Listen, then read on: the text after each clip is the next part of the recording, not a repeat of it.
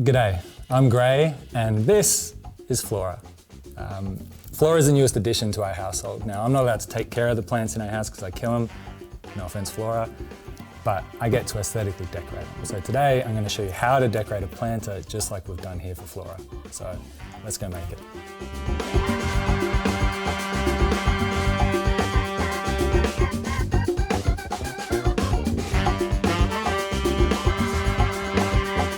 Things we'll need for today is a device that's connected to Design Space, planter, obviously, cutting machine, a trimmer, some accessories which we'll get in throughout the job, some paint, a dabber, transfer tape for transferring our design, and our smart stencil vinyl.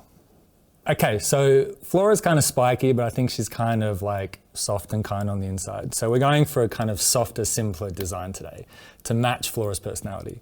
Now, I've gone through Design Space and I've found a ready-to-make project, which I really like. So we're gonna go in here and all we're gonna do is change the name to Flora. Now, color isn't really important, but I want it to look consistent on my screen. One thing I want to do quickly though is just check the size. So I'm going to take Flora carefully out of her little planter. Sorry, girl. And measure how big I want my design.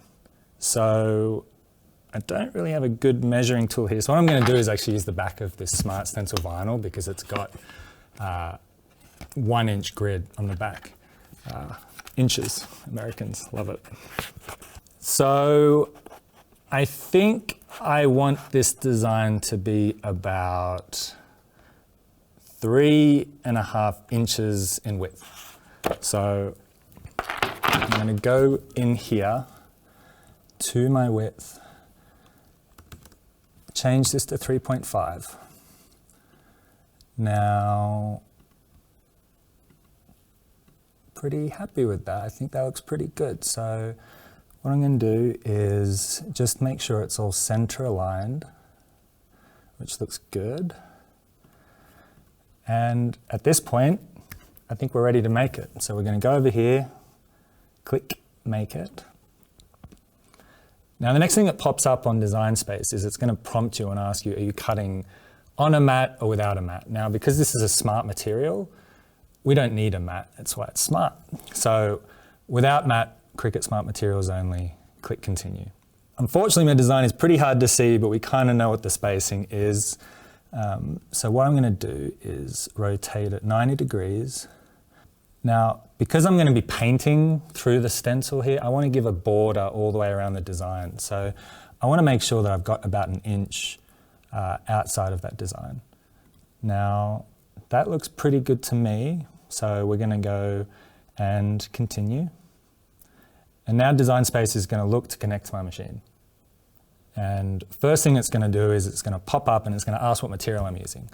So if we click up here and browse for our materials, we're going to type in stencil. Smart stencil. Little hot tip here. Click this little star and that's just going to save it in your favorites for next time you access. So now that we have Smart Stencil selected, click Done. It's going to prompt you to check and make sure you've got everything set up in your carriage right. So no tool in clamp A, fine point blade in clamp B, and then load material. So we've got nothing in clamp A, we've got the fine point blade in clamp B, and we're ready to load our material. So I'm going to press it up and make sure it's against these rollers on the left and right side. And I'm going to apply even pressure. And I want to do this when I click load because if I don't, this is what's going to happen. So now I'm clicking load. And the machine's going to go through its pre-feed cycle. So what it's going to do is it's going to load the material, make sure that the length of it is long enough for the design that we've got, and cut out our design. When we're ready, it's prompting us to click go, and now the magic happens. And it's finished. So we're going to cut it down now, and like I said earlier, we want to keep about an inch or so of buffer around the whole design, just so that we've got room for when we're applying our paint. So trimming down my material just a little bit, just a little bit. Okay, that is pretty good. Okay. We're going to weed out the design. Now, because it's a stencil, we want to actually remove the design itself because we're going to be using that design as the negative for applying the paint. So with my little weeder tool here, I'm going to poke and pull all of my letters out.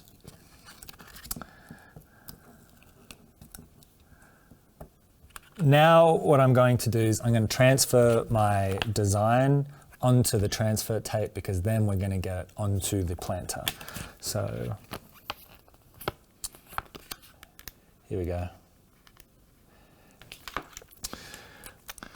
Now applying my transfer tape over my design, and I'm going to use my scraper tool just to make sure we've got all of the design done. Now, little tip is do it from the back as well. It just helps like adhere to the transfer tape.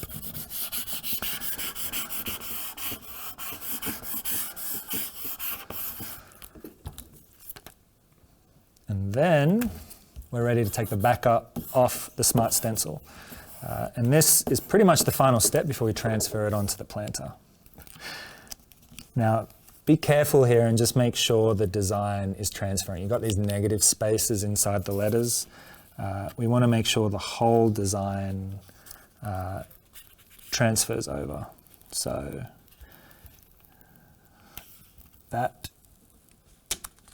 is all transferring really well. Now I'm going to get my planter ready. So careful here, Flora. Don't worry, buddy. I'll never leave you.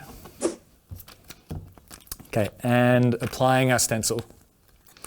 So I want to grab a few things just to make sure my plan is stable, okay? We're ready to apply it. So we're going to apply it from the middle and line it up. And starting in the middle,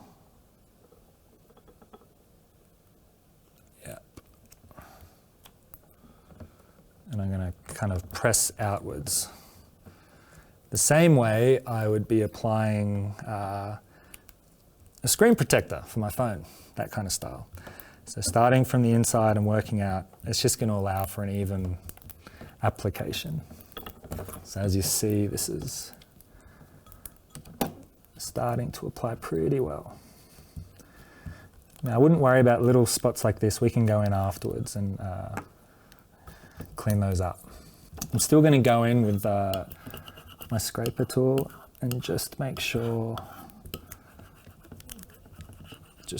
I've got good adhesion, particularly around the letters, because the letters is where it really matters, because that's where we're applying paint.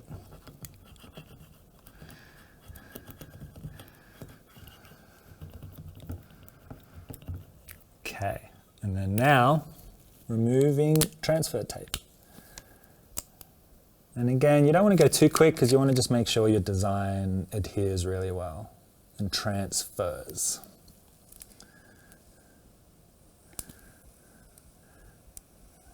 And so far this looks pretty good. Okay. I'm just going in and making sure everything looks good.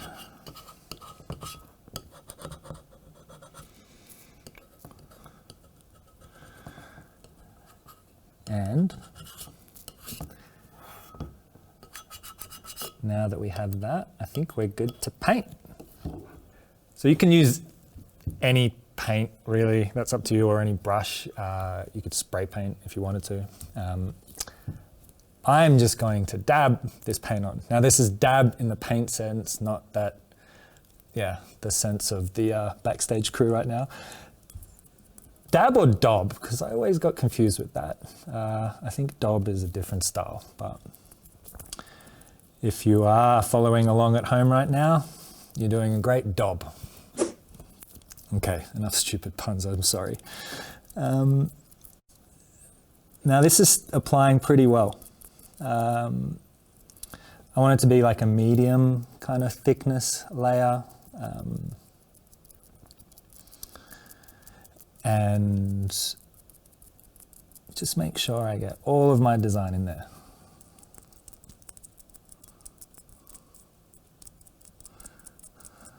Typically you might want you want to remove the stencil with a wet paint just so it doesn't stick. We tested a little bit on another area and this paint works fine if it's a dry removal. So I'm going to set this guy down and wait for my paint to dry.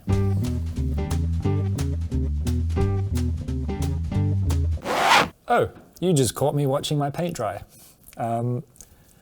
Lucky for you, you didn't have to watch that, but it's dry. So we get to remove the stencil now. So let's see how we go. Let's take a leap of faith.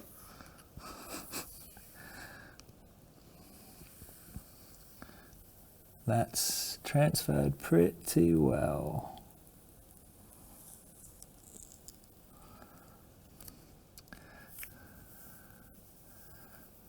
There we go, there's the A, R, O,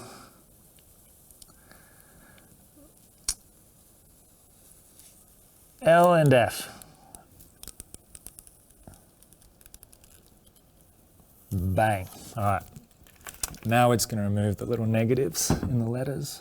Flora, this is looking fantastic.